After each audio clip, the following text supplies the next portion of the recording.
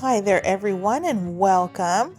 I've got two recipes for you today. We're going to start with the onion soup mix because you actually use it in the second recipe. This first recipe for onion soup mix is based on what my mom used to make. It's very similar to those little envelopes or packages of onion soup mix that you get at the grocery store. It's very versatile. You can use it in so many different things. We are actually going to use it in a recipe, the second recipe I have for you, for French onion chicken casserole. So let's get started here and make some onion soup mix. We'll start out with a pint-sized jar.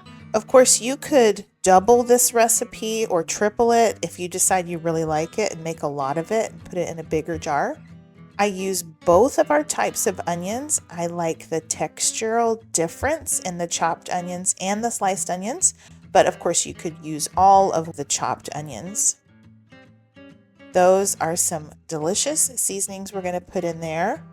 I added the green onions. My mom never did that. I added the green onions and I really like their flavor. Now my mom, when she made this, she did not include the Worcestershire powder or the dry mustard, but I have added those because I like the complexity of the flavors that those lend. So I highly recommend you get some of that Worcestershire sauce powder. I got it off of Amazon. Now the onion powder and the garlic powder, that's very traditional to put in this onion soup mix. Onion powder is just even more onion flavor. And then our Thrive Life beef bouillon is so delicious. It totally makes this recipe. It's so good. You could use a different brand, but I just don't know how that would turn out. I love our beef bouillon. I wanted y'all to see the texture of what this onion soup mix is like. I'm going to add a desiccant packet to this because I live in a very humid environment and it just helps it not to cake up. So this is what you would store on your pantry shelf. And there are so many things you can make with onion soup mix. Here are a couple of ideas for you. If you like to make French onion dip for maybe chips or veggies, it's 3 tablespoons of mix and 16 ounces of sour cream. And yes, you could use the Thrive Life sour cream if you wanted to. If you are going to make some French onion soup, it's 3 tablespoons of mix plus 3.5 or 4 cups of water. You simmer it for like 10 minutes and you'll have some French onion soup. If you like oven roasted potatoes, this is excellent on oven roasted potatoes. About 3 tablespoons of mix, like 1/3 cup of extra virgin olive oil, and then put it on those fingerling potatoes. Roast that for, 20 or 30 minutes in the oven. Flip it over halfway. Delicious. Also, you could use it as a seasoning for roast. Just sprinkle it on a roast and put it in the crock pot. Or use it to make some onion gravy. There are so many things you can make with this. All right, let's move on to recipe number 2. This is French onion chicken casserole. When my mom made this, of course, she was using raw chicken breast and raw rice and beef bouillon and that onion soup mix. And well, she had to cook this in her oven for like an hour and a half, okay? We're not going to do that. We're going to cook it on the stovetop and it's going to be done in about 25 minutes. Oh, and I decided against adding the extra salt. It was plenty salty with that bouillon. You'll start this with a quart-sized jar, and I always say this, but you could totally cut this in half if you don't want to make 4 servings. You could make this in a pint-sized jar and make only 2 servings. We're going to start with uncooked raw rice, not the instant rice, but just regular rice. You can use Thrive Life instant rice here. It just has a different texture and I don't like it very much, but if you want to use instant rice and cook it for less time, you can. Any kind of our chicken will do. And you'll go ahead and add 3 tablespoons of the onion soup mix that you just made. We're going to add some Espanol sauce to this. It's delicious. That sour cream powder will blend a nice creaminess to it. Crush up your celery so the pieces are not too big.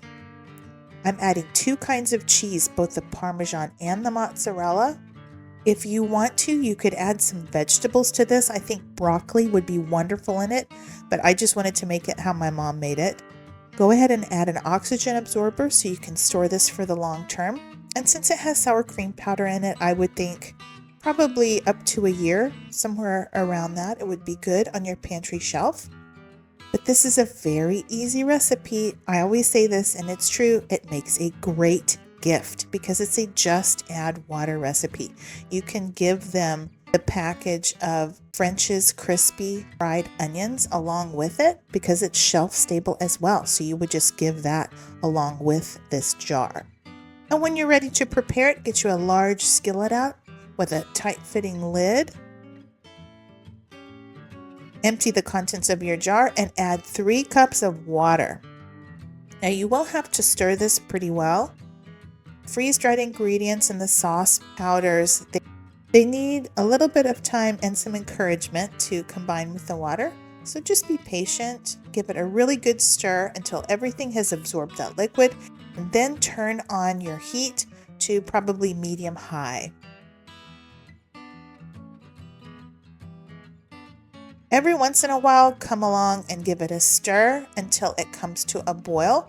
Just want to make sure that nothing's sticking to the bottom. Once you've reached a boil, crank down the heat all the way to low as your stove will go. And my boil was kind of vigorous here and splashed a little bit, but it's okay, everything's good. And I did have a little bit of sticking to the bottom of my skillet, so I just want y'all to make sure that you stir it well from the bottom. And I've got a stainless steel pan here, so it's not going to stick for long. It comes right up if there's liquid. So give it a really good stir and then put your lid on there and let it simmer on low for 20 minutes, no peeking. And after 20 minutes, this is what you'll have. The rice will have absorbed that water as it cooked, and it'll be nice and thick. At this point, your rice should be tender. If you want your casserole to be more saucy than this, you can add more liquid to start with. I added 3 cups of water. You could add 3.5 or even 4 cups of water if you prefer it with more sauce.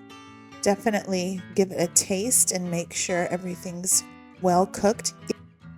Now's the time for those crispy fried onions, and I added about a cup to the top of it and just put the lid on there.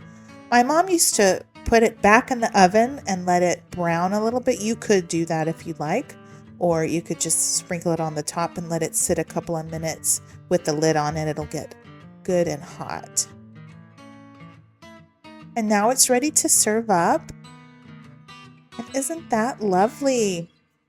This casserole has the exact same flavors as my mom's French onion chicken casserole had, but in a lot less time and a lot less effort, to be honest. There was no dealing with raw chicken and there was no cooking for an hour and a half in the oven. So this was a quick weeknight dinner that was on the table in under half an hour. And it's delicious. It's really, really yummy. I hope y'all will give this a try. This layered jar is so pretty.